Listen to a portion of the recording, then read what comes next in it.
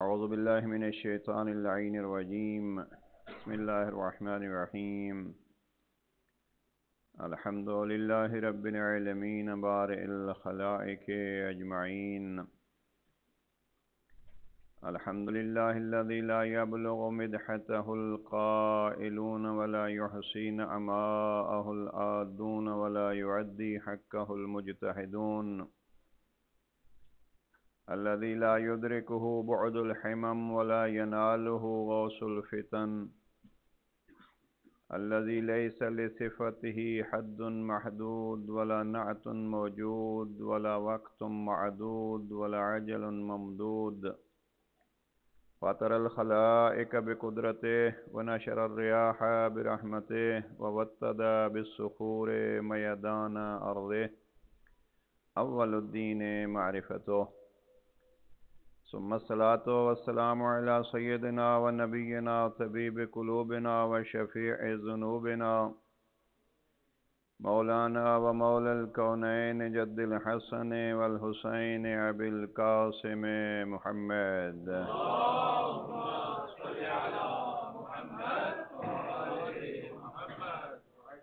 وعلى آله الطيبين الطاهرين المعصومين الغر الميامين المنتجبين المكرمين المظلومين الذين قال الله تبارك وتعالى في شأنهم: إنما يريد الله ليذهب عنكم الرجس أهل البيت ويطهركم تطهيرا.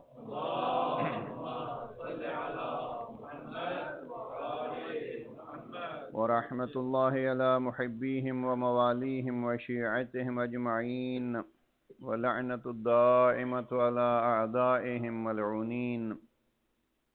أما بعد، فقد قال الإمام عليه السلام: من كان باذلا فينا محجته وموطنا على لقاء الله نفسه فليرحل معنا إني راحل مصبحا إن شاء الله. بر محمد وآل محمد صلوات. اللهم صل على محمد وآل محمد وعجل فرجهم.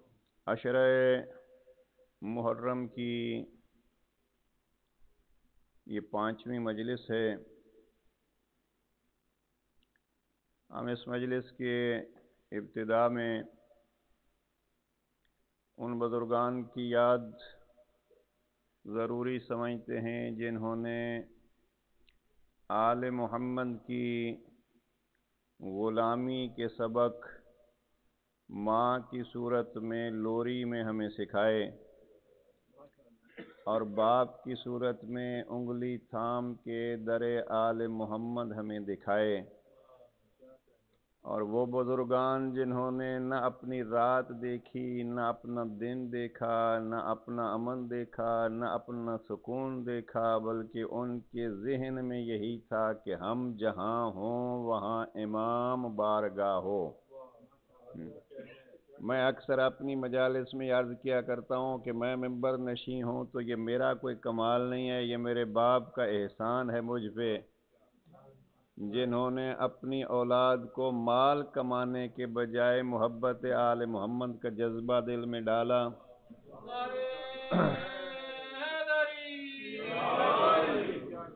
اور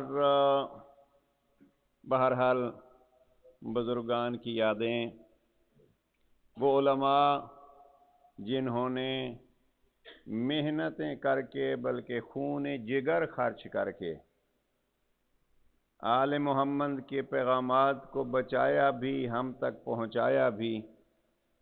اور خصوصیت کے ساتھ جس امام بارگاہ میں آپ بیٹھے ہیں، یہاں کے وہ مرحومین،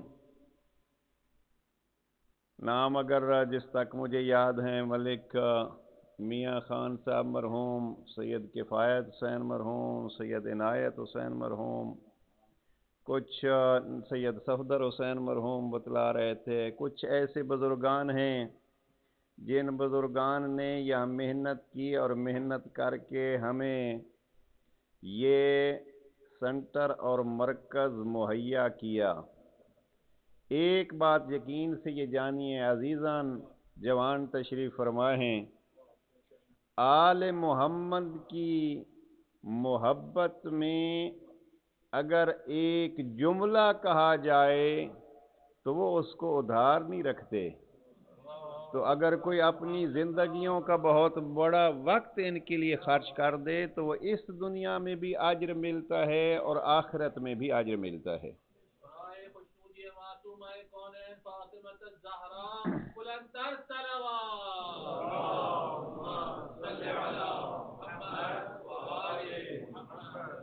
پروردگار محمد و آل محمد کا صدقہ ان بزرگان کے درجات کو بلند فرمائے.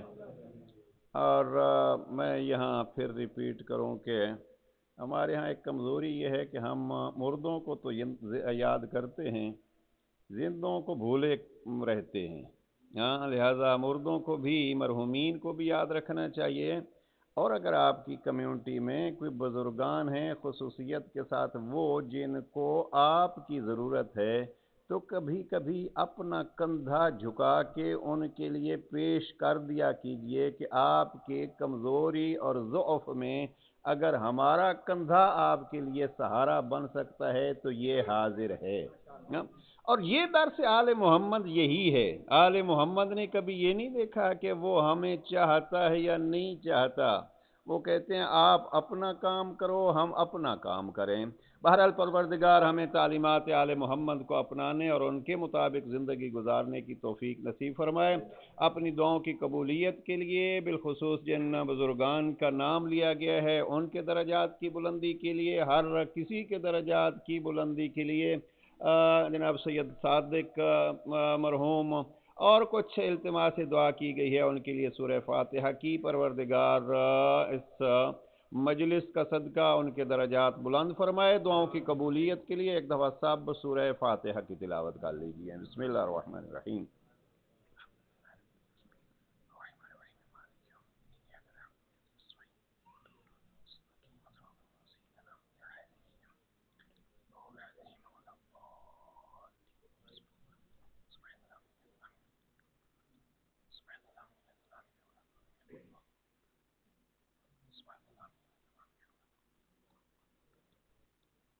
صلوات پڑھ لیجیے محمد و آل.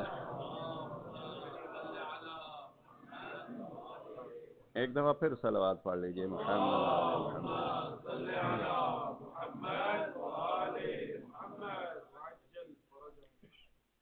آپ کافی تفصیل سے بالخصوص یوتھ جو ہیں وہ لیکچر تو انگلش میں سن چکے ہیں. ہاں، ابھی میں دوبارہ یوتھ کے لیے لیکچر جو ہیں وہ عزیز کافی تفصیل سے آپ حضرات کو سمجھا رہے تھے. بہرحال میں اتنا عرض کروں کہ چھوٹے ہوں بڑے ہوں سب کے لیے ایک مجلس کا ادب ضروری ہوتا ہے. اور مجلس کے آداب جو ہیں وہ ہم ممبر پہ جب بیٹھتے ہیں تو اب یہ چھوٹی چھوٹی چیزیں جو ہیں وہ یہاں سے گزارش کرنا مناسب نہیں ہوتا. لہٰذا مجلس کے آداب آپ مد نظر رکھیں. اور بالخصوص میں نے جہاں کل گفتگو ختم کی تھی، مجلس میں جب آتے ہیں تو کم از کم 5 چیزیں آپ کے مد نظر ہوں کہ ہم یہاں آئے ہیں، ہم نے ان 5 چیزوں میں سے ہر روز تھوڑا تھوڑا ایک چیز لے کے جانی ہے. اگر پنجتن کے گھر سے 5 چیزوں میں سے تھوڑا تھوڑا لے جائیں گے، 10 دنوں میں کم از کم ہمارے ذہن میں، ہمارے دل میں اتنی چیزیں آ جائیں گی کہ ہم اپنی زندگیوں کو سنوارنے کے قابل ہوں گے. پہلی چیز میں نے کل عرض کی تھی، اپنے علوم آل محمد میں اگر آپ آئیں اس دن اور آپ جب واپس پلٹ کے جائیں اس وقت میں فرق ہو. میں آیا تھا تو میرے ذہن میں کوئی چیز مثلا نہیں تھی، جب میں واپس پلٹ کے جا رہا ہوں تو کم از کم ایک پوائنٹ میں نے اس سے سیکھا ہے. یہ ہوگا علوم محمد و آل محمد سے کچھ لے کے جانے کا جذبہ. دوسری چیز میں نے عرض کی تھی کہ جب آپ فضائل آل محمد سنتے ہیں تو کم از کم وہ جذبہ پیدا ہونا چاہیے، ہمارے امام اتنے صاحب علم، اتنے سخی، اتنے شجاع، اتنے متقی، امیر المؤمنین، امام المتقین، تو تھوڑا سا حصہ ان کو دیکھ کے، ان کو سن کے ہم بھی لے لیں. تیسری چیز یہ تھی کہ ہم اگر اور کسی کو نہیں کہہ سکتے تو کم از کم ہماری فیملی میں، ہمارے دوستوں میں، ہمارے بہن بھائیوں میں اگر کوئی یہاں نہیں آ سکا تو ایک جملہ یہاں سے لکھ کے لے جائیں، یاد کر کے لے جائیں، ان کو کہیں کہ آج مولانا نے، آج فلاں عزیز نے یہ جملہ وہاں پڑھا تھا، یہ امر بالمعروف بھی ہو جائے گا۔ تیسری چیز، جب مجلس سن رہے ہوں تو کم از کم یہ سوچا کیجئے انہوں نے مذہب پہ کیا کچھ قربان کیا، کیا میں نے بھی اپنی زندگی میں مذہب کے لیے کچھ قربانی دی ہے۔ اور پانچواں جملہ جو میں نے عرض کیا تھا مجلس کا فائدہ، وہ یہ ہے کہ آپ اگر کلاس فیلو کی صورت میں بیٹھتے ہیں تو ہمارے ہاں ایک محاورہ استعمال ہوتا ہے، برتن برتن کے ساتھ ٹکراتا ہے۔ میں عموماً کہا کرتا ہوں برتن برتن کے ساتھ ٹکراتا ہے۔ مومن تو مومن کے ساتھ جب مسافہ کرتا ہے، اور مسافے کے احکام میں سے یہ ہے کہ دونوں ہاتھ آگے بڑھائیں، میں دونوں ہاتھ بڑھائیں گا، دوسرا بھی دونوں ہاتھ مجھے ملائے گا، ایک ہاتھ اس کا میرے دونوں ہاتھوں میں، میرا ایک ہاتھ اس کے دونوں ہاتھوں میں۔ رب کریم فرماتا ہے تم اتنے پیار سے ایک دوسرے کو یوں مل رہے ہو، میں نے آپ کے اندر کے گناہ بھی معاف کر دیے، میں نے آپ کے باہر کے گناہ بھی معاف کر دیے۔ اب یہ ظاہری طور پر چھوٹی چھوٹی چیزیں ہوتی ہیں، لیکن عزیزان چیزیں چھوٹی سی ہی بڑی ہوتی ہیں، لہذا اگر آپ ایک دوسرے کے ساتھ بیٹھیں تو اس انداز سے بیٹھیں کہ ہم ایک دوسرے کے بھائی ہیں، ہم ایک دوسرے کے عزادار کے ساتھ عزاداران حسینی کے عنوان سے شریک ہیں، اور یقیناً آپ حضرات کا یہاں اس انداز میں آنا خود ثبوت ہے کہ الحمدللہ آپ کا پیار، آپ کا محبت، آپ کے ایک دوسرے کے ساتھ دوستی، اور پروردگار اس کو اور بڑھائے۔ میں تو کہتا ہوں ہم جو مغرب میں ان ممالک میں آئے ہیں، حدیث فقط پڑھنے کے لیے تو نہیں ہے اور آیت فقط ترجمہ کرنے کے لیے تو نہیں ہے کہ مومن مومن کا بھائی ہے۔ ہمارے لیے یہ مراکز ایسے ہونی چاہیے کہ ہماری اس دنیا کی ضروریات بھی ایک دوسرے کے ذریعے سے پوری ہونی چاہیے، اس لیے کہ جب ہم مغرب میں ایک دوسرے کے بھائی ہیں تو ایک دوسرے کی ضرورت، البتہ یہاں ایک حدیث کا ترجمہ عرض کرتا جاؤں، معصوم کہتے ہیں وہ بھائی نہیں ہوتا کہ دوسرا اس کو بتلائے اور وہ پورا کرے، بھائی وہ ہوتا ہے کہ اس کو معلوم ہو کہ اس کے ہاں گزر کیا رہی ہے۔ ایک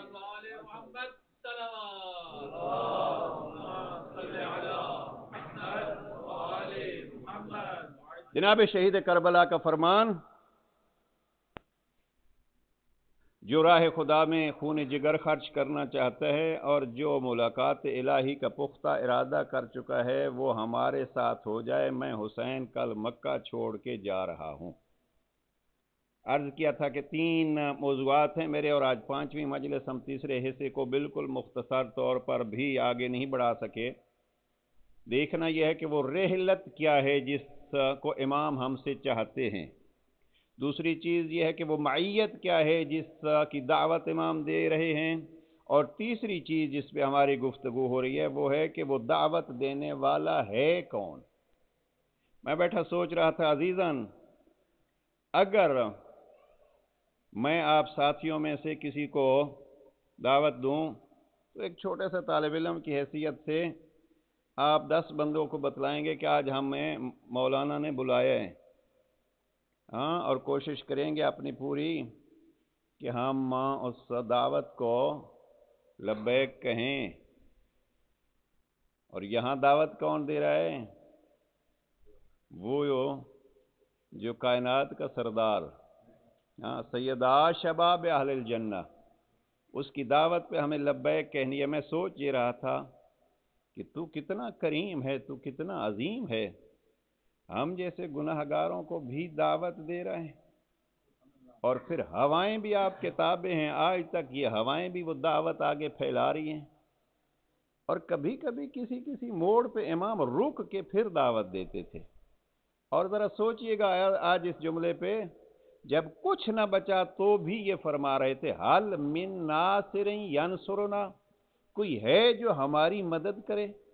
یہ خود مدد کی دعوت یہ بتلاتی ہے کہ امام نے جو مدینہ چھوڑتے ہوئے پیغام دیا تھا وہی پیغام مکہ چھوڑتے ہوئے دیا، اور وہی پیغام شب عاشور بھی دیا ہے، اور وہی پیغام جب اکیلے رہ گئے تو بھی دیا ہے۔ اور غور کیجئے گا इमाम ने अपनी तरफ मुतवज्जे करने के लिए कोई मौका हाथ से जाने नहीं दिया, बल्कि जब आखिरी वक्त में जनाब सकीना मिलने के लिए जाती हैं तो भी आपको याद रखा, शीअती मा इन शरीब तुम मा अज़बिन फज़कुरूनी, शिया जब ठंडा पानी पियो तो भी मुझे याद रखना। यानी इमाम ने अपनी याद का एक तरीका कायम कर दिया कि आपको याद रखना है मुझे हुसैन को, और जब मुझे हुसैन को याद रखोगे तो आप कम अज कम ये तो सोचोगे कि किसके लिए हुसैन ने इतनी कुर्बानियां दी। लिहाजा जरूरी यह है कि हम पहचाने उस हस्ती को जिसने हर महाज पे, हर मोड़ पे हमें याद रखा और फिर ये दावत हमें दी। अब दावत देने के लिए मैंने गुज़श्ता मजलिस में अर्ज किया था, और रात को जहां हमारी मजलिस खत्म हुई थी वो गुफ्तगू ये थी कि अगर हम देखें कि इमाम हमसे चाहते क्या हैं, पहली मजलिस में अर्ज किया था कि कम अज कम जनाब सैयद शुहदा के मसलन 10 रातों में 10 फरामीन तो हमें याद होने चाहिए। अगर उर्दू अरबी याद नहीं होती तो उर्दू में कम अज कम आजकल अल्हम्दुलिल्लाह बहुत अच्छे तर्जमे आ चुके हैं, और आपकी यहाँ सेंटर की लाइब्रेरी अल्हम्दुलिल्लाह एक अच्छी लाइब्रेरी है, इंग्लिश बुकें भी इसमें मौजूद हैं। कम अज कम हर रात ये कहिए कि हम एक जुमला और किसी मुस्तनद किताब के हवाले से, क्योंकि आजकल ये सोशल मीडिया ने अजब सिलसिला बनाया हुआ है। अबू हुरैरा अपने ज़माने में वो काम करता था, तो आजकल वही सोशल मीडिया सारा जो है वो ही सुन्नत अदा कर रहा है। नहीं, कोशिश कीजिए कि एक मुस्तनद किताब से, और अलबत्ता मुस्तनद किताब आप खुद पढ़ लिए तो और बेहतर होगा, लेकिन अगर कहीं पढ़ते हैं तो देखिए उन्होंने कोई हवाला मुनासिब दिया है या नहीं। तो कम अज कम 10 फरमान अगर हम इमाम के याद नहीं कर सकते, और हम जैसे अफराद जो जिंदगियां गुजर गई हैं, 50 साल 60 साल हो गए हैं, अगर 10 फरमान सैयद शुहदा के किसी से कोई पूछे और उसको ना आए तो फिर हम क्या कहेंगे कि हम आवाज सैयद शुहदा पे लब्बैक कहने वाले हैं, जब हमें पता ही नहीं है कि इमाम हमसे चाह क्या रहे हैं। और अगर कुछ नहीं मालूम हो अजीजन, अरबी नहीं पढ़ सकते, उर्दू नहीं पढ़ सकते, और कोई फुर्सत आपके पास नहीं है, तो मैंने रात को जहां गुफ्तगू खत्म की थी अर्ज किया था कि अल्लाह की किताब आले मोहम्मद के साथ है। मैयत पे गुफ्तगू होगी तो एक बड़ी मशहूर हदीस है आपके सामने, पैगंबर अकरम फरमाते हैं अलीयुन मअल कुरान वल कुरान मा अली, अली कुरान के साथ हैं और कुरान अली के साथ है। यहाँ कुल लफ्ज 3 है, अली, कुरान और मा, जुमले 2 हैं और लफ्ज कुल 3 हैं। इन 3 अल्फाज को पलट के पैगंबर ने 2 जुमले बनाए हैं, अली युन माल कुरान, लफ्ज़ अली, लफ्ज़ मा, लफ्ज़ कुरान। और फिर पैगंबर अकरम फरमाते हैं वल कुरान मा अलीन, वही लफ्ज़ कुरान, वही लफ्ज़ मा, वही लफ्ज़ अली। लेकिन जरा तरतीब पैगंबर अकरम देखिए, पैगंबर अकरम का कोई जुमला फसाहत और बलागत से खाली नहीं होता। पाक पैगंबर ने लफ्ज दोहराए हैं लेकिन तरकीब बदल के फरमाया अलीयुन मअल कुरान वल कुरान मा अलीन, अली कुरान के साथ है, कुरान अली के साथ है। अब तब्दीली क्या की, पहले जुमले में शुरू किया अली से, खत्म किया कुरान पर, दरमियान में रखा मा को। दूसरे जुमले में शुरू किया कुरान से, खत्म किया अली पे, मा को रखा दरमियान में। मैं कभी कभी इसको इस निगाह से देखता हूं, पैगंबर अकरम अपने फरमान में ये बतला गए, देखो कुरान को अगर पहचानना है तो कुरान की इब्तिदा में भी अली है, कुरान की इंतहा में भी अली है। कुरान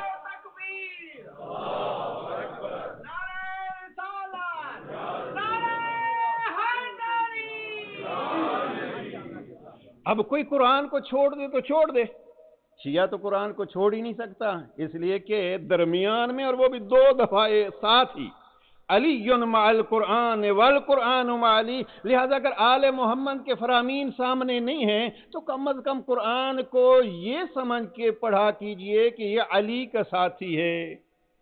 कहीं आपको मिलता है कि किसी जमाने में किसी नबी ने भी नो के नेजा पे कुरान पढ़ाओ? ये है वो शहीद करबला जिसकी याद में हम बैठे हैं। اور ہمارے بعد جب ہم جیسے سفید ریش ہو جاتے ہیں، قرآن یاد نہیں ہوتا، قرآن پڑھ نہیں سکتے، اب شرماتے ہیں، اب ہم کسی طالب علم کے پاس جائیں گے، مولوی صاحب کے پاس جائیں گے، وہ کہے گا اب تک کیا کرتے رہے ہو؟ عزیزان نہیں، راج البلاغہ کا ایک جملہ یاد آ رہا ہے، تفصیل میں نہیں جاتا، وہاں جناب امام فرماتے ہیں حکمت 82 میں، بڑے پیارے جملات ہیں 5 امام کے، امام فرماتے ہیں اگر ان 5 جملوں کو حاصل کرنے کے لیے آپ کو تیز رفتار اونٹ دوڑانے پڑیں، یعنی اس وقت کی سواری، اگر ان 5 جملات کو حاصل کرنے کے لیے آپ کو تیز رفتار اونٹ دوڑانے پڑیں تو اونٹ دوڑاؤ، ان جملوں کو حاصل کرو۔ ان 5 جملوں میں سے پہلا جملہ امیر المؤمنین فرماتے لا یرجون احدا الا اللہ، رب کے علاوہ سب سے امیدیں چھوڑ دے، رب تیری امیدوں کو پورا کرے گا۔ وہاں ایک جملہ ہے، میں اس طرف تفصیل میں نہیں جاتا، جناب امیر علیہ السلام فرماتے ہیں کہ جب کسی چیز کو نہ جانتے ہو تو یہ کہنے میں حیا مت محسوس کرو کہ میں نہیں جانتا۔ اب ہم بہت ساری چیزوں سے شرم نہیں آتی ہمیں، لیکن ہمیں جب حیا آتا ہے تو وہ یہ ہے کہ ابھی میری سفید ریش ہے، میں کہوں گا مجھے یہ انگلش کا جملہ نہیں آتا، جوان ہنسیں گے، ہاں ہنسیں، آپ ہنسیں تو ہنسیں، میں آپ کی ہنسی سے ہی کچھ سیکھ لوں گا۔ البتہ سکھانے والے کے لیے ضروری ہے کہ وہ بھی کم از کم یہ کہ کسی نے مجھ سے سوال کیا ہے تو میں اس کی عزت کا خیال رکھوں، لہذا قرآن مجید بہترین ذریعہ ہے۔ تو اللہ العظمہ آگا یہ بہجت سے کسی نے پوچھا تھا آگا ہمیں کوئی ایسی کتاب بتلائیے جو موعظے کے لیے بہترین کتاب ہو، ہم اس کے مطابق اپنی زندگی گزار سکیں۔ آگا بہجت فرماتے ہیں جس کتاب کی تصدیق رب کر رہا ہے اس سے بہتر کون سی کتاب ہے؟ رب جو کہتے لا ریب فیہ، اس میں کوئی شک نہیں ہے۔ کبھی کبھی فرماتے ہیں انا نحن نزلنا الذکر وانا لہ لحافظون، اتنی تاکیدیں ہیں اس آیت میں، انا نحن نزلنا الذکر وانا لہ لحافظون، اس کتاب کو بس نازل کیا ہے تو ہم نے ہی کیا ہے، اور اس کتاب کی حفاظت کرنے والے ہیں تو ہم ہی حفاظت کرنے والے ہیں۔ اب رب اتنی جس کی حفاظت کی تاکیدیں کرے وہ قرآن، علی دائیں بھی جس کے ہو بائیں بھی جس کے ہو وہ قرآن، اور جس کے لیے رب کہے لا ریب فیہ وہ قرآن۔ اب وہ قرآن ہمارے ائمہ کے ساتھ ہے، اور ساتھ کی بات میں کچھ تفصیل عرض کروں گا، جس کے لیے رسول نے فقط علی پر منحصر نہیں کیا۔ حدیث ثقلین جا کے دیکھیے گا، انی تارک فیکم الثقلین کتاب اللہ و عترتی اہل بیتی ما ان تمسکتم بہما لن تضلوا بعدی لن یفترقا حتی یردا علی الحوض۔ بس یہ لفظ سنیے، لن یفترقا، یہ عترت اور قرآن ساتھ ہیں، کبھی الگ نہیں ہوں گے، کبھی الگ نہیں ہوں گے، لن یفترقا۔ میں نے رات کو عرض کیا تھا یا ایھا الذین آمنوا اتقوا اللہ وکونوا مع الصادقین، اس صادقین سے آپ 12ویں امام کے وجود کو ثابت کر سکتے ہیں، اور ثابت کرتا ہے یہ صادقین کا لفظ، اور حدیث ثقلین سے آپ 2 چیزیں ثابت کر سکتے ہیں۔ ذرا یوتھ جو ہیں، وہ جوان جو ایجوکیٹڈ ہیں، وہ I hope that they will be careful about it and they will try to memorize these 2 points that in حدیث ثقلین، حدیث ثقلین، اب حدیث ثقلین پہ ہم آ جائیں گے تو حدیث ثقلین پہ بہترین کتاب ہے علامہ مرحوم میر حامد حسین موسوی کی ابقات الانوار۔ اب ہماری قوم میں یہ علم کا سلسلہ ہی نہیں رہا، اس لیے کہ ابقات الانوار کیا ہے اور ابقات الانوار میں اہمیت کیا ہے اور اس پہ کتنا وقت خرچ ہوا ہے۔ ابقات الانوار میر حامد حسین موسوی کا یہ واقعہ میں اکثر عرض کرتا رہتا ہوں، لکھتے لکھتے جب ان کے دائیں ہاتھ نے کام چھوڑ دیا تو بائیں ہاتھ سے لکھنا شروع کر دیا، اور جب بیٹھنے کے قابل نہیں ہوئے تھے تو لیٹ کے سینے پہ کتاب رکھ کے بیٹے کو آیت اللہ ناصر الملت کو لکھواتے تھے، اور جب رحلت ہوتی ہے تو کتاب کا نشان سینے پہ موجود تھا، اور جب رحلت کے وقت وصیت کرتے ہیں تو اپنے بیٹے کو وصیت کرتے ہیں بیٹا میری مجلسیں تو کراؤ گے، ہاں ہونی چاہیے مجلسیں، لیکن میرے نام پہ جو مجلسیں کراؤ کہیں میری تعریفوں میں وہ مجلسیں نہ گزر جائیں، بلکہ میرے یاد کے لیے کی جانے والی مجلسوں میں یاد ہو تو علی و اولاد علی کی۔ اب یہ میر حامد حسین موسوی اور انہوں نے 2 جلدیں لکھی ہیں اس پہ، حدیث ثقلین پہ. صلوات پڑھ لیجئے محمد و آل محمد.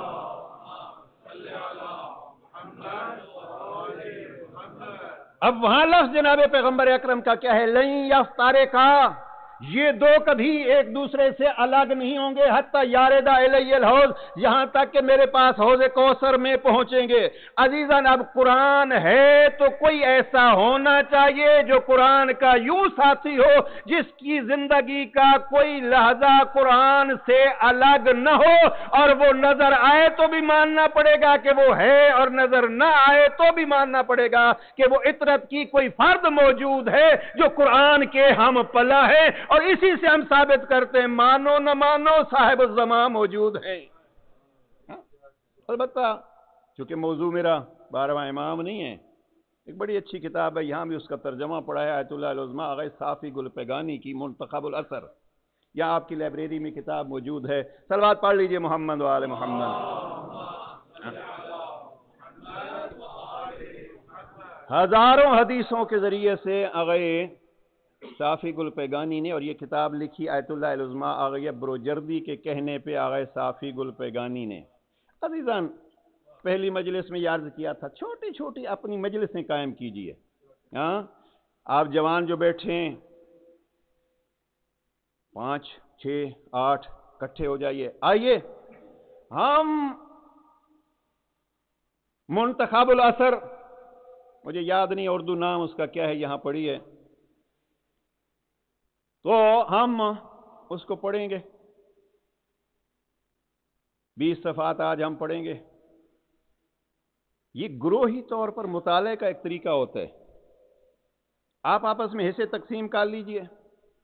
20 صفحات میں پڑھوں گا، 20 آپ پڑھ کے آئیے گا، 20 آپ پڑھ کے آئیے گا. اینڈ آف ویکینڈ سنڈے ہم اکٹھے ہوں گے، آدھا گھنٹہ آپ اپنے پڑھے ہوئے کا خلاصہ بیان کیجئے گا. آپ نے مثلا آدھا گھنٹہ لگایا، آپ 3 منٹ میں اپنے اس ریڈنگ کی سمری پیش کیجئے گا. دوسرا وہی اپنے 20 منٹس کے 3 منٹس میں سمری پیش کرے. اور مثلا اگر آپ 5 آدمی ہیں، 100 صفحے کی آپ نے سمری جو ہے وہ 15 منٹ میں تقسیم کر دی اور پیش کر دی. ایک ساتھی جو ہے وہ اس میں وہ آ جائے، اس نے کہا آپ اپنی سمری پیش کرتی جی، آئیے میں اپنا قلم چلاتا جاؤں گا، میں آپ کی سمری کو لکھتا جاؤں گا. اب 5 بندوں نے سمری پیش کی، 6 آدمی نے اس کو لکھ لیا. یہ ہے امر بالمعروف. اب اس وقت سوشل میڈیا کے ذریعے سے، اپنے فیس بک اور اپنی ای میلز کے ذریعے سے دنیا کے کونے کونے میں پہنچا سکتے ہیں. حیدری یہاں جمع ہوئے تھے اور حیدر علی ابن ابی طالب کے بیٹے کے متعلق گفتگو ہو رہی تھی، اور آپ کو بھی شامل کرتے ہیں. یہ عزیز بڑا اس میں ہو رہے تھے. یہ ہے آپ سوشل میڈیا سے، فیس بک سے، ای میل سے اور ان چیزوں سے جو ہے وہ اس طریقے پہ فائدہ اٹھا سکتے ہیں. بات ہماری کہاں سے کہاں چلی گئی. صلوات پڑھ لیجئے محمد والے.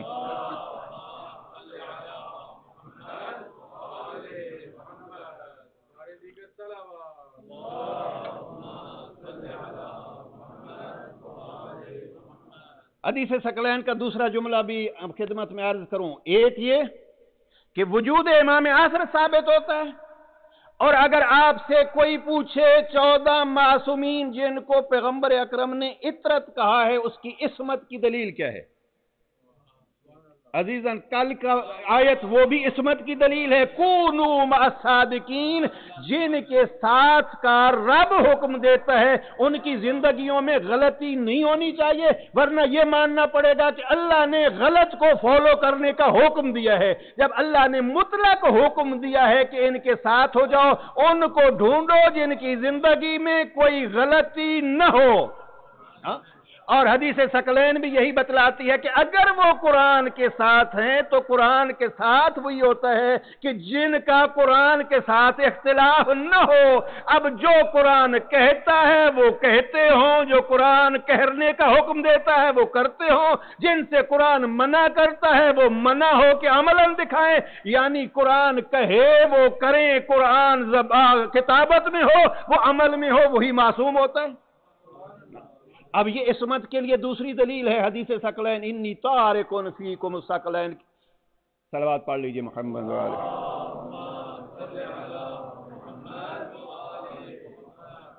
اب لفظ ما اور وہ تعارف اصل تو موضوع تھا کہ وہ جو ہمیں دعوت دے رہا ہے وہ کون، اس کو پہچانیے. وہ دعوت دینے والا کتنا کریم، رات مانگ لی تھی، پروردگار تو جانتا ہے۔ اور بعض کتب کے حوالے سے دشمن کو مخاطب کیا سید الشہداء نے، تم جانتے ہو۔ یہ دو روایتیں ہیں۔ پروردگار تو جانتے ہے کہ مجھے نماز، قرآن، دعا اور استغفار بہت پسند ہے۔ چار چیزیں امام نے کہیں۔ بعض کتابوں میں یہ ہے امام نے جب مہلت مانگنا چاہی تو دشمن کو کہا تم جانتے ہو کہ مجھے پسند ہے قرآن، نماز، دعا اور استغفار۔ اب امام کی چلیں پچھلی ساری باتیں بھول جائیے، یہ چار چیزیں تو یاد رکھ لیجئے جوان۔ What Imam asked in that night, what I want in this night of Ashur, he said, I want the fourth thing to do. He was asking this night from his enemies. Okay, we will fight on that day, but in this night, leave me alone. I want to do these four things, which these four things I love. And you, my enemy, you know that I love these things, and my Lord know that I love these things. What these four things were? I love Quran, I love namaz, I love istighfar, and I love dua. اب ہماری ساری زندگی کس میں گزرتی ہے؟ کم از کم شب-های عاشور تو اس میں گزر جائیں۔ قرآن کو دیکھیے عزیزان، رات کو عرض کیا تھا، اور یقیناً جو افراد مجالس کو سمجھتے ہیں انہوں نے لیٹر 69 پڑھا ہوگا کہ جناب حارث حمدانی کو جناب امیر نے کیا فرمایا تھا۔ پہلا جملہ یہی فرمایا تھا، وَانْتَصِحْ وَتَمَسَّكْ بِحَبْلِ اللَّهِ، وَانْتَصِحْ، اللہ کی کتاب کو مضبوطی سے تھامو اور اس سے نصیحت حاصل کرو۔ نصیحت حاصل کرو۔ پیغام پہنچ گیا نا جناب امام کا۔ میں پچھلے دنوں کہیں ایک گفتگو میں عرض کر رہا تھا، چھوٹا سا بچہ، آج کل سکول جو ہیں وہ شروع ہیں، چھوٹا سا بچہ اگر ٹوٹے پھوٹے الفاظ میں کچھ لکھ کے چھوڑ جائے، مثلا سکول جو ہے وہ 3:30 پہ اس کے مکمل ہوگا، بچے نے لکھا بابا آج ہمارا سکول 1:30 پہ فنش ہوگا۔ آپ بتلائیے آپ کو کتنا یقین ہے کہ بچے نے سچ کہا ہے؟ لیکن بچے کی محبت یہ کہے گی کہ سچ ممکن ہے ہو، ممکن ہے غلط ہو۔ بچہ ہے، اس نے کیسے لکھ دیا آج ہمارا سکول 1:30 پہ ختم ہوگا۔ بچے کا پیار یہ تقاضا کرتا ہے کہ ماں باپ کو یقین ہو یا نہ ہو 1:30 سکول کے دروازے پہ ہونے چاہیے۔ ممکن ہے بچے نے ٹھیک کہا ہو۔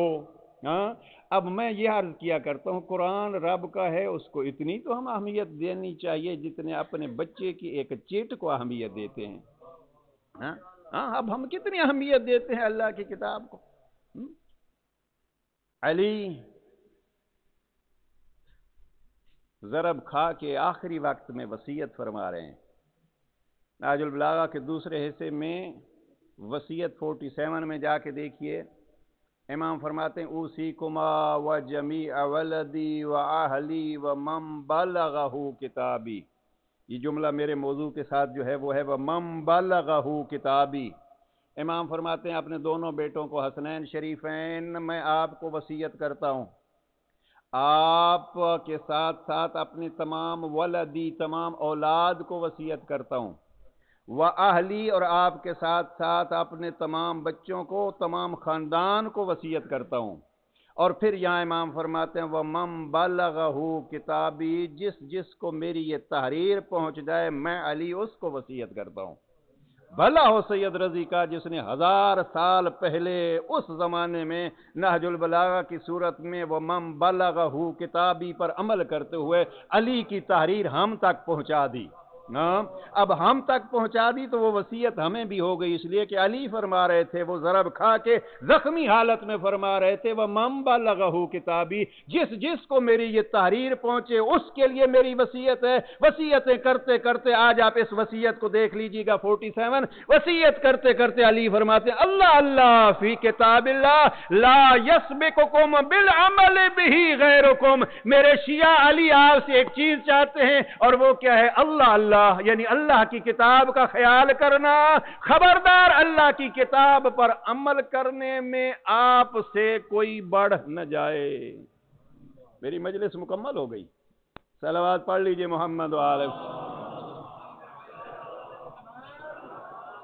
ला यस्बिकुकुम बिल अमल बिही गैरुकुम, आपका गैर कुरान पर अमल करने में आपसे बढ़ न जाए। ये है मेरे अली का तकाजा। और इसी तकाजे को जनाब सैयद शुहदा फरमा रहे हैं, हमारे हम सफर हो जाओ फल यरहल माना। हम जहां जा रहे हैं, जिस तरफ आपको ले जा रहे हैं, आप भी हमारे साथ आ जाओ। बिल्कुल मौजू हमारा निस तक भी नहीं पहुंचा। एक फरमान और ये लफ्ज़ माना जब अली ने इस्तेमाल किया मुझे बड़ा पसंद आया। नहजुल बलागा का खुतबा नंबर 12 है और बिल्कुल मुख्तसर सा खुतबा। जनाब अमीर अलैहिस्सलाम जंग जमल फतह करते हैं। जंग जमल की फतह के बाद अली का एक सहाबी बड़ा खुश होता है इस कामयाबी पर और फतह पर, और खुश होके कहते हैं मौला काश आज मेरा भाई भी होता तो वो भी खुश होता। जरा लफ्ज़ों पे गौर फरमाइएगा, समेट रहा हूं अपनी गुफ्तगू को। मौला काश मेरा भाई होता तो आज वो भी खुश होता। जनाब अमीर अलैहिस्सलाम फरमाते हैं हवा माना, ये लफ्ज़ जरा देखिए, फल यरहल माना। जनाब सैयद शुहदा फरमाते हैं बस हमारे साथ आओ। जनाब सैयद अमीरुल मोमिनीन खुतबा 12 में फरमाते हवा माना, क्या वो हमारे साथ होने की तमन्ना रखता था? सैयद शुहदा दावत दे रहे हैं जिसको रब से मुलाकात करनी है और जो हमारी राह में खून जिगर खर्च करना चाहता है, फल यरहल माना। जनाब अमीरुल मोमिनीन खुतबा 12 में फरमाते हैं अहवा माना, क्या वो हमारे साथ होने की तमन्ना रखता है? वो कहते हैं हाँ मौला, उसकी तमन्ना होती थी कि मैं भी अली के साथ जंग में शरीक हूं और शहीद हूं, लेकिन वो पहले दुनिया से चला गया। अमीरुल मोमिनीन फरमाते हैं कद शाहिदना, वो उस वक्त नहीं मरा, वो आज भी हमारे साथ के शहीदों में शामिल है। और अजीजन हमें भी अली ने शामिल किया है। किस अंदाज में? इमाम फरमाते हैं वलकद शाहिदन माना कौमुन फी अस्लाबिर रिजाल व अरहामिन निसा। मेरे प्यारे, आप तो पूछ रहे हो आपका भाई हमारे साथ है या नहीं? हमारे साथ वो भी कौमें मौजूद हैं जो मर्दों की सोल्ब में, माओ के बतन में है। अगर उनकी नीयत ये है या कल जमाने में कि वो चाहेंगे कि काश हम भी अली के साथ होते तो वो भी हमारे साथ हैं। और फिर आखिरी जुमले जनाब अमीर फरमाते हैं फकत साथ नहीं है, एक वक्त वो आएगा वो जाहिर होंगे और उनके ज़हूर के जरिए से, उनकी आमद के जरिए से ईमान को कुव्वत मिलेगी। हुसैन मक्का छोड़ते हुए आपको याद कर रहे हैं और दावत दे रहे हैं, और जनाब अमीरुल मोमिनीन जंग जमल की फतह पे आपको याद कर रहे हैं। बस दुआ करते हैं परवरदिगार हमें अपने आइम्मा के उस चाहत पर उतरने की तौफीक नसीब फरमा। सलावत पढ़ लीजिए मोहम्मद वाले।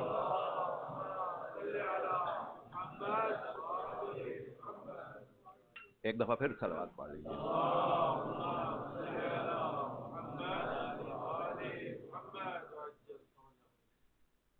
एक तज़किरा हो जाए मुख्तसर सा, ये क्योंकि मौजू के आखिर तक मैं नहीं पहुंच सकूंगा।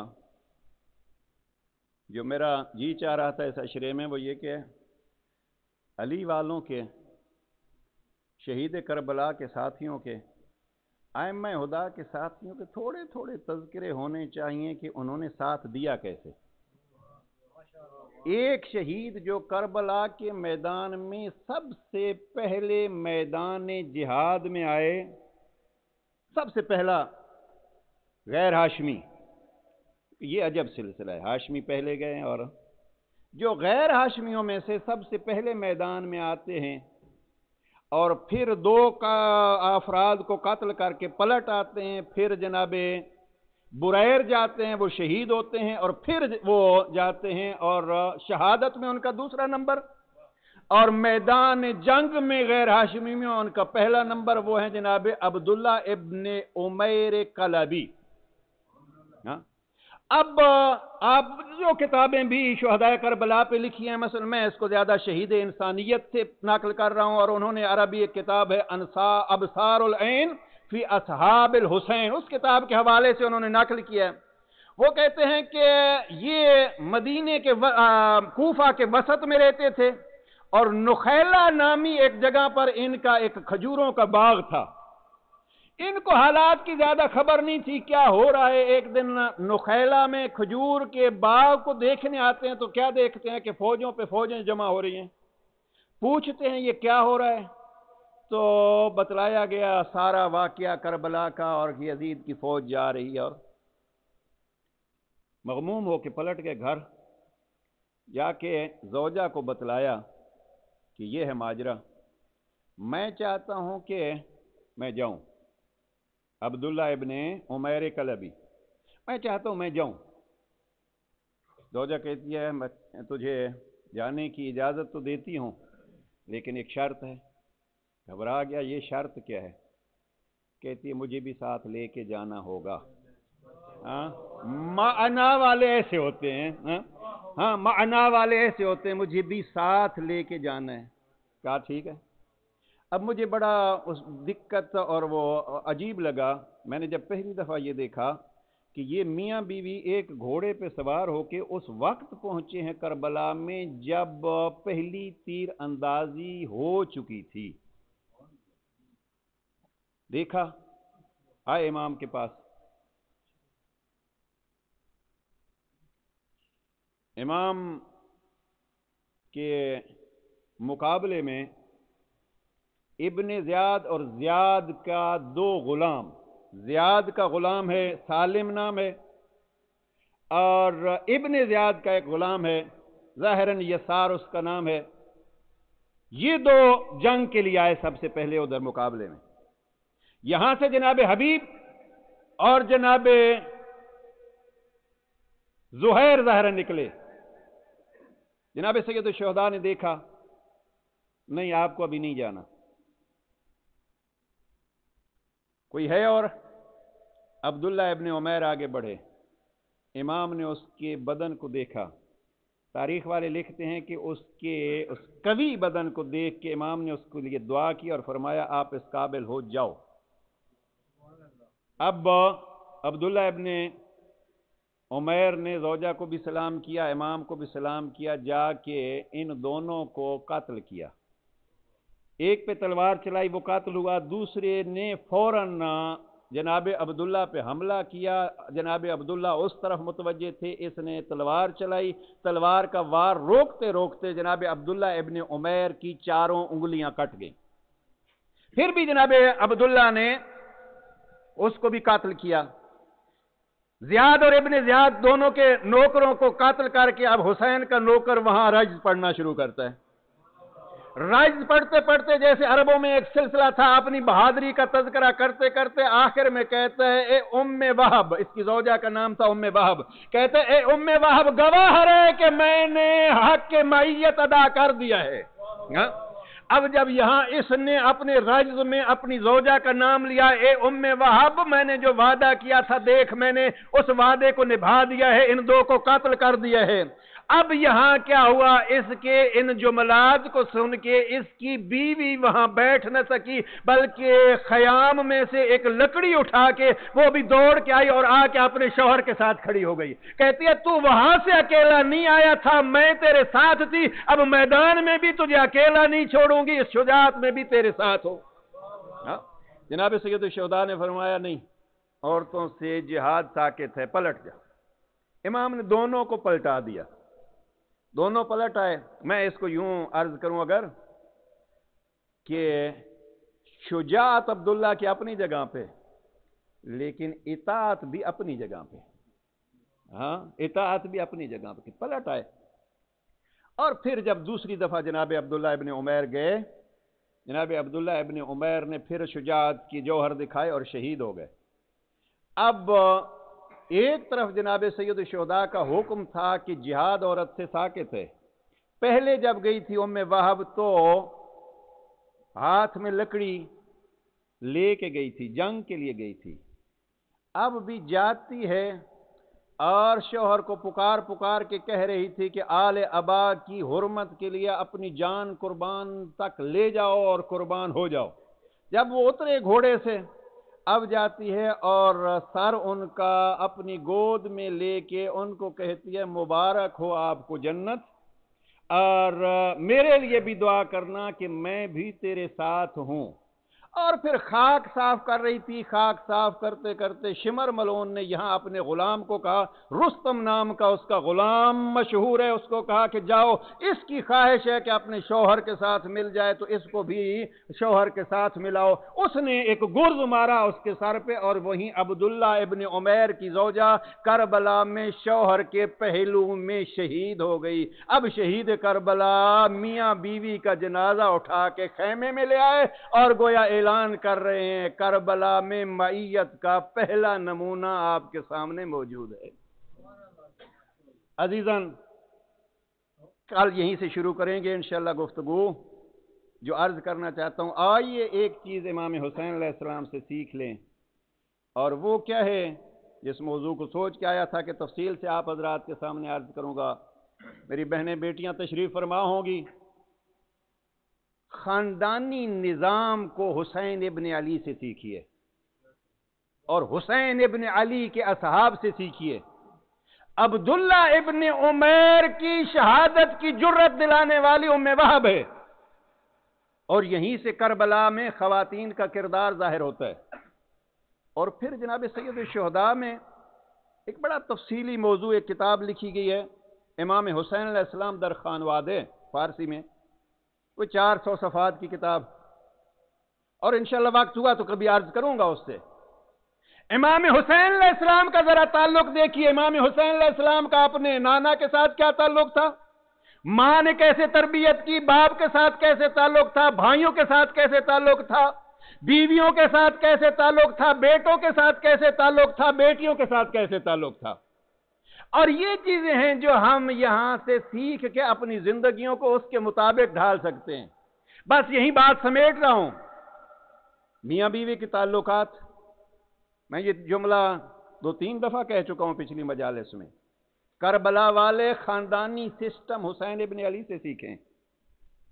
جناب سید الشہداء کا ایک جملہ، مجھے اس گھر میں سکون نہیں آتا جس میں رباب و سکینہ نہ ہو۔ ہاں، یہاں بیٹی کی عظمت بھی اس جملے سے ظاہر ہے، زوجہ کی بھی عظمت اس جملے سے ظاہر ہے، لیکن یہ تب ہوگی جب زوجیت کا معیار حسینیت پر ہوگا کہ ہم حسین کے تابعدار ہیں۔ پھر شوہر کہے گا مجھے اس گھر میں سکون نہیں آتا جس میں رباب و سکینہ نہ ہو، میری زوجہ اور میری بیٹی نہ ہو۔ اور جب جناب رباب کی باری آتی ہے تو ایک بہت بڑی تبلیغ جناب رباب نے کی ہے۔ جناب رباب جو مدت جناب سید الشہداء کے بعد زندہ رہیں، کہتی ہیں میں تیرے بعد سائے پہ کیسے بیٹھوں، اس لیے کہ میں نے تیرے جنازے کو دھوپ میں دیکھا تھا۔ اب یہ جذبہ کب پیدا ہوگا؟ میاں بیوی کے لیے قربان اور بیوی میاں کے لیے قربان۔ یہ قربانی ہم نے ایک دوسرے کے لیے سیکھنی ہے۔ اور پھر میں اقبال کا یہ شعر کہوں، بطولی باش و پنہا شو عظیم زمان کہ در دامن شبیری بگیری۔ علامہ اقبال فرماتے ہیں اگر شبیر جیسی مثالیں اپنی گود میں پرورش کرنی ہے تو بطول بن جاؤ اور اس زمانے کی گندگی سے اپنے آپ کو محفوظ کر لو۔ بطولی باش و پنہا شو عظیم زبان کہ در دامن شبیری بگیری۔ لہذا اگر اولاد میں، اور یقیناً یہاں اولاد میں بہت سارے مشکلات ہیں، اس ماحول میں بہت ساری مشکلات ہیں، لیکن میں ماؤں سے خصوصیت کے ساتھ اور والدین سے عمومی طور پر یاد کروں گا، یہ سیرت سیکھیے زینب کبریٰ سے، زینب کبریٰ کی ماں سے، کہ ہم نے اپنے بچوں کو کس انداز میں پرورش کرنا ہے تاکہ وہ غلامان آل محمد بنیں۔ ایک تذکرہ اور بی بی کا بھی ہو جائے جس کا کربلا میں بڑا حصہ ہے، اور وہ ہے جناب حبیب ابن مظاہر کی زوجہ حسین۔ رب نے تجھے کتنے پیارے صحابی دیے، عجب طریقہ جہاد ہے شہید کربلا کا۔ ادھر شب عاشور چراغ بجھا کے کہہ رہے تھے جاؤ چلے جاؤ، ادھر خط لکھ کے کہہ رہے تھے حبیب آ جاؤ۔ یہیں سے جناب حبیب کی عظمت و اہمیت معلوم ہوتی ہے۔ اور ایک جملہ جناب حبیب کے لیے لکھا الی الرجل الفقیہ، جس کو آپ مراجع کہتے ہیں، مجتہد کہتے ہیں، سیستانی ہو، خامنائی ہو، یہ بزرگان ہوں، ان کے لیے لفظ فقیہ استعمال ہوتا ہے۔ سید الشہداء نے جناب حبیب ابن مظاہر کے لیے اپنی زندگی میں یہ لکھا الی الرجل الفقیہ، کوفے کے اس فقیہ کی طرف میں خط لکھ رہا ہوں۔ میرے استاد مرحوم پڑھا کرتے تھے، اس خط میں عربوں کے عمومی خطوط سے ہٹ کے لکھا کیا جاتا ہے، کس کی طرف سے کس کو۔ جناب سید الشہداء نے اپنی مظلومیتی اس انداز میں ظاہر کی، من الحسین ابن فاطمہ، من الحسین ابن فاطمہ، فاطمہ کا لال کربلا سے لکھ رہا ہے الی الرجل الفقیہ، اس مرد غیور و فقیہ کی طرف۔ قاصد خط لے کے پہنچا، اطلاع دی، جناب حبیب نے خط لیا، اندر گئے، خط کو کھولا، پڑھا، چہرے پہ غم کے اثرات ظاہر ہوئے۔ غیور بیوی نے مغموم دیکھا شوہر کو تو خود بھی غمگین ہو گئی۔ میرے سر کا تاج، کیا لکھا ہے، کس کا خط ہے، کیوں پریشان ہو گئے ہو؟ کا خط ہے حسین ابن علی کا۔ کیا لکھا کہ آپ پریشان ہو گئے؟ کہا مجھے مدد کے لیے بلایا ہے، مشکلوں میں حسین گھر گیا ہے۔ ہاں بس فَلْيَرْحَلْ معنا، دیکھو ہم کہاں تک حسین کے ساتھ ہیں۔ حبیب کہتا ہے زوجہ کو حسین مشکل میں گھر گیا ہے اور مجھے مدد کے لیے پکارا ہے۔ زوجہ پوچھتی ہے پھر کیا ارادہ ہے؟ حبیب کہتے ہیں دشمن زمانہ ہے، میں کیسے جا سکتا ہوں، ہر طرف فوجیں کھڑی ہیں، اب جانے کی اجازت نہیں ہے، اور میں چلا جاؤں گا میرا گھر جلا دیا جائے گا، تو بیوہ ہو جائے گی، میرے بچے یتیم ہو جائیں گے۔ بعض علماء پڑھتے ہیں غصے کی وجہ سے حبیب کی زوجہ کچھ کہہ تو نہ سکی، اپنے سر سے چادر اتار کے حبیب کی طرف بڑھاتی ہے، گویا اشارے سے کہہ رہی ہے حبیب تجھے اپنے گھر کا خیال ہے، حبیب تجھے اپنی زوجہ کا خیال ہے، حبیب تجھے اپنے بچوں کا خیال ہے، یہ چادر لے لے اپنا ماما مجھے دے دے، میں چلی جاؤں گی، زہرا کے لال کی مدد کروں گی، اور کہوں گی بی بی اگر میرا شوہر نہ آ سکا تو میں حاضر ہوں۔ حبیب تڑپ کے کہتے ہیں مومنہ رب تجھ پہ راضی ہو، میں تو تیرا امتحان کرنا چاہتا تھا۔ بس عزیزو ایک گریہ یہ ذہن میں رکھیے گا، کون رو رہا ہے؟ حبیب بھی حسین کی غربت پہ رو رہے ہیں، حبیب کی زوجہ بھی رو رہی ہیں۔ اگلا مرحلہ کیا ہوا؟